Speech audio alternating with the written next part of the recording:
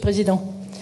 Monsieur le Président, chers collègues, à la lecture de ces rapports annuels, nous pouvons d'abord être frappés par l'exposition financière très conséquente à laquelle fait face la région avec plusieurs dizaines de millions engagés sur certaines de ces structures. Alors que cette situation nécessiterait un contrôle interne particulièrement rigoureux, nous pouvons malheureusement déplorer un manque flagrant de rigueur dans la gestion de la plupart de ces sociétés. Bien entendu, nous ne nions pas l'existence de quelques situations financières rassurantes, comme celle de la CPL Lasco, qui est revenue à un résultat positif en 2024, avec une trésorerie couvrant environ 14 mois d'activité, ou encore celle de la SEM Nouvelle-Aquitaine, Croissance Tourisme, qui semble bénéficier d'un effet de levier sur des projets privés, avec 10 millions d'euros d'investissement pour 1,84 million d'euros engagés sur les projets signés. Cela ne saurait toutefois masquer l'une des faiblesses évidentes de ce dossier, à savoir l'absence presque complète de vision d'ensemble. Ainsi, nous sont présentés 17 rapports séparés, avec 90 pages d'informations très techniques et de nombreux chiffres, mais auxquels manquent des éléments de synthèse pourtant essentiels. Le montant global des risques financiers pris par la région dans l'ensemble des SEM-CPL, la liste ou le tableau de toutes les sociétés structurellement déficitaires, une éventuelle stratégie de rationalisation ou de fusion de certaines structures. Un constat clair s'impose.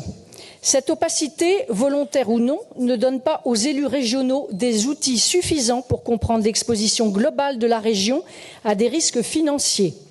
La mission démocratique de contrôle, qui est la nôtre, s'en trouve clairement affaiblie et notre groupe ne peut s'en satisfaire.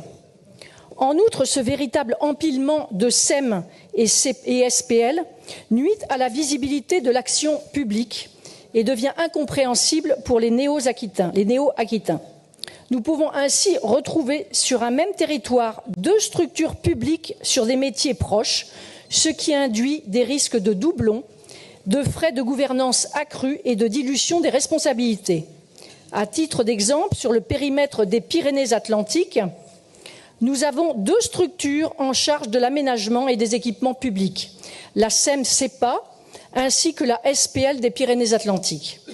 Plus grave encore, ces rapports laissent apparaître des risques mal identifiés et des contrôles internes insuffisants. Dans plusieurs structures, la partie contrôle et gestion des risques est remplie d'annotations telles que « à préciser », en cours de formalisation, voire non renseignées. Prenons l'exemple concret de la SPIT où, malgré un capital de 69,4 millions d'euros pour seulement 2 salariés, nous pouvons lire pour la partie contrôle des obligations vis-à-vis de l'État et de la région les mots suivants, à préciser, pas de procédure spécifique en place. Le message délivré est clair, les procédures de contrôle interne ne sont pas stabilisées, ce qui revêt une réelle gravité car il s'agit de structures financées par de l'argent public et donc par les contribuables. D'autres éléments nous interpellent à la lecture de ces rapports. Nous remarquons ainsi que certaines recommandations de la Cour des comptes ne sont tout simplement pas appliquées. Le cas de la Compagnie des Pyrénées est le plus flagrant et le plus emblématique. Alors qu'un rapport de la Chambre régionale des comptes a formulé plusieurs recommandations, le rapport 2024 admet clairement que plusieurs d'entre elles, portant sur des sujets essentiels comme la transparence, le respect du droit des marchés publics ou encore la prévention des conflits d'intérêts, ne sont toujours pas mises en œuvre.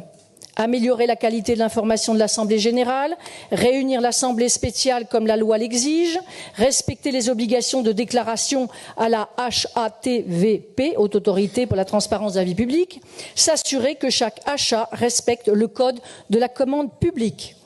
Alors avant de prêcher la bonne vertu écologique en finançant des outils de tourisme de montagne durable, il serait souhaitable de commencer par respecter les règles les plus élémentaires de la commande publique et de la transparence.